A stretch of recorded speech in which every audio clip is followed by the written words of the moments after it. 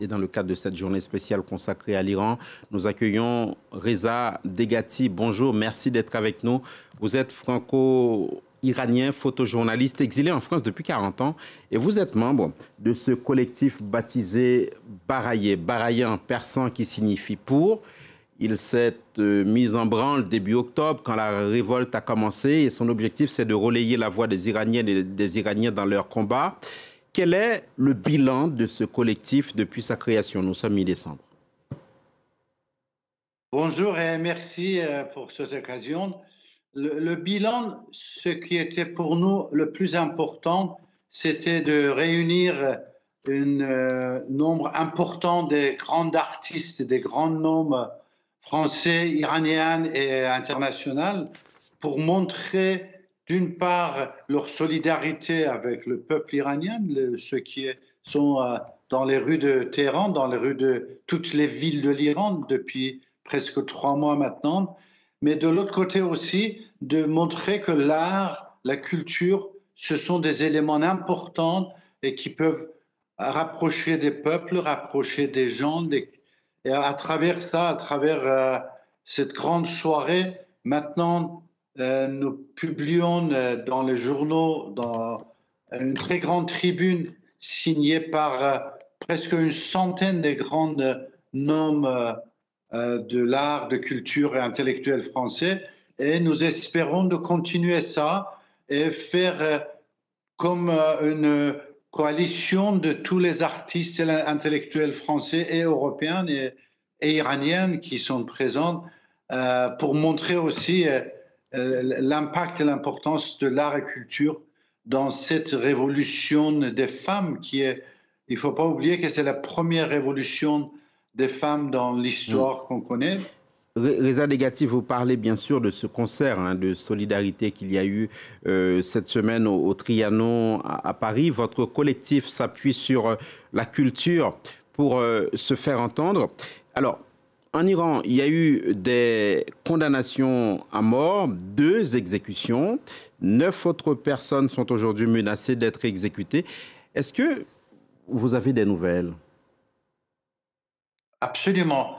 Depuis le début et depuis des années, même si ça fait 40 ans que je vis en exil, mais j'ai gardé le contact et c'est surtout grâce à l'Internet, grâce à toutes les possibilités que offre Net, constamment en contact. Beaucoup de nous, des Iraniens, ils sommes en contact. Les nouvelles, c'est beaucoup plus dur et je dirais terrible de ce que même on les entend d'ici. En dehors de ces enfants, je dirais ces jeunes condamnés à mort, il y a eu une centaine aussi qui étaient tués sous les tortures. Il y a plusieurs des enfants, ce qui est incroyable et on ne sait pas comment, une fois qu'ils sont arrêtés et soumis à une torture terrible et relâchés, et beaucoup de ces enfants ou ces jeunes de 15, 16, 17 ans, ils se suicident. Et les médecins, ils ne savent pas la cause de ce suicide.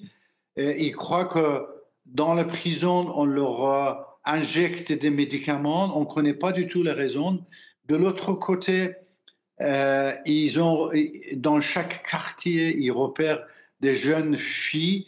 Ensuite, la nuit, ils attaquent à 5, 6, 10 policiers à la maison. Ils kidnappent les jeunes filles, ils les emmènent. Et vous savez ce qui se passe dans ce cas-là. Certaines de ces filles, on les trouvait complètement le corps mutilé, violé et mort.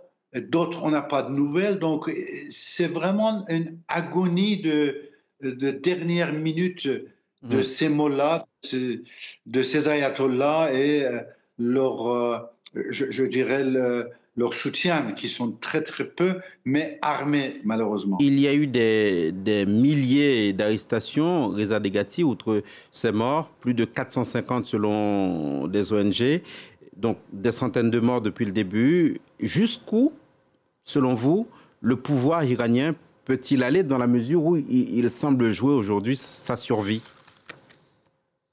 Vous savez, le régime iranien, il tenait beaucoup à la coalition qui a créé autour de lui, Les pays qui soutenaient, je dirais, le régime iranien, c'est Corée du Nord, la Syrie, la Russie, la Chine et l'Arménie. Ça, c'est les 5 pays qui soutiennent le régime islamique d'Iran. Et grâce à eux, il arrivait à dépasser les sanctions qui étaient menées par l'Occident, par les États-Unis, par les Européens. La Chine, il vient de relâcher le régime iranien il y a 4 jours en faisant une coalition avec l'Arabie saoudite et tous les pays de Golfe, ce qui était un coup très très dur contre le régime. Il reste maintenant l'Arménie, la Corée du Nord et la Russie et la Syrie. Ces 4 pays qui soutiennent le régime. Et la Russie, en Ukraine, il arrive toujours pas à devenir ce qu'il voulait faire. Donc, le régime, il a aussi perdu tous les liens qu'il y avait à l'extérieur, mais finalement, c'est la rue qui décide. Et les gens, cette fois-ci, après une 10e grande manifestation dans 40 ans, on voit que cette fois-ci, c'est la fin du régime. Reza Legati, puisqu'on parle de l'étranger, un mot peut-être de la France. Vous êtes franco-iranien, vous avez trouvé refuge en France il y a un peu plus de 40 ans. La première ministre française, Elisabeth Borne, a dit cette semaine que la France fait tout pour que le régime iranien sorte de sa logique de répression. Elle dit que la France agit de manière ferme et résolue. Qu'est-ce que vous avez compris de cette déclaration? Que fait la France, à votre avis? Nous ne connaissons pas les termes par lesquels la première ministre ou le président français ils réagissent devant ça. Certes, il y a des communiqués, on entend les communiqués, mais vous avez de l'autre côté des pays qui agissent fortement. L'Italie vient d'interdire l'entrée de ministères des Affaires étrangères iraniens sur ses sols. L'Allemagne fait la même chose. Donc, ce qu'on demande, nous, les Franco-Iraniens, au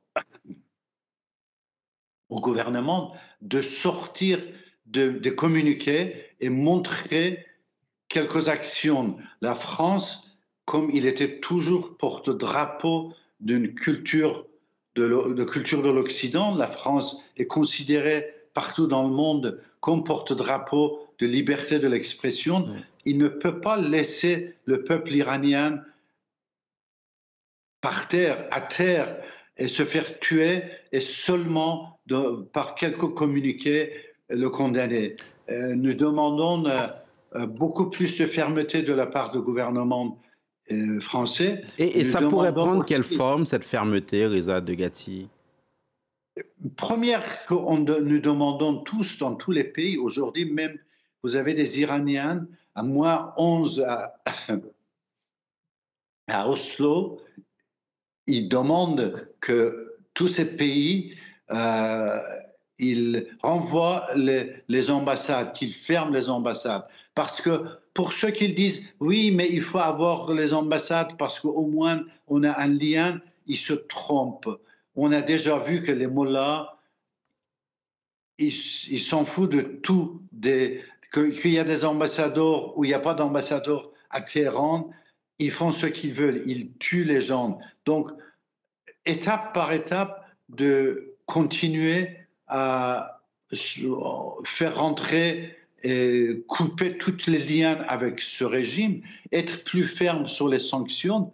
Il y a beaucoup des gens de régime, vous voyez, qui ont la corruption par des milliards qui existent. Où ils emmènent leur argent, c'est au Canada. Le Canada, c'est aussi un des pays qui a donné refuge à plusieurs dignitaires, autorités, je ne dirais pas dignitaires, ils ne sont pas dignes ces gens-là, les autorités régime iranien qui ont arrivé avec des milliards et Canada... Donc, Reza Legati, pardonnez-moi de vous interrompre, j'ai bien compris que vous demandez à la France, par exemple, de rompre ses liens diplomatiques avec l'Iran. L'ancien président iranien, Khatami, a dit soutenir les manifestations. Est-ce que vous lui faites confiance? Est-ce que vous ne craignez pas qu'il s'agisse de sa part une tentative de récupération politique du mouvement? Oui, évidemment que tout ça... Première, c'est que il faut jamais faire confiance à un mollah. Jamais, jamais. Ça, c'est ce que le peuple iranien, il a dans le sang. On ne fait plus confiance à aucun mollah. Ce qu'il dit Khatami, c'est pour sauver le régime. Le régime, il voit qu'il est en train de s'ébranler. Le régime, il voit qu'il vit ses derniers jours. Donc, par tous les moyens, le même Khatami était interdit par les ayatollahs de radio, de télévision, même son image était interdite jusqu'à il y a 3 mois. Et d'un seul coup, il sort tous les gens en disant peut-être que lui, il pourra nous aider, peut-être qu'il pourra. Mais c'est trop tard. Maintenant, aujourd'hui, sur tous les poteaux d'électricité, j'ai vu, il y a les gens, ils ont mis le nom des mollahs en disant, voilà, ça c'est le poteau qu'on a réservé pour pendre tel mollah. Pour chaque jeune qui vont pendre, on va pendre 10 mollahs. Dernière question, Reza Degati. Vous vous présentez comme un photojournaliste de paix.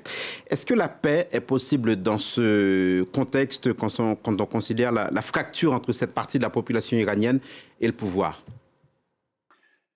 La génération aujourd'hui iranienne qui est dans la rue, c'est une génération de paix. C'est une génération de la paix et qu'il ne veut que vivre normalement.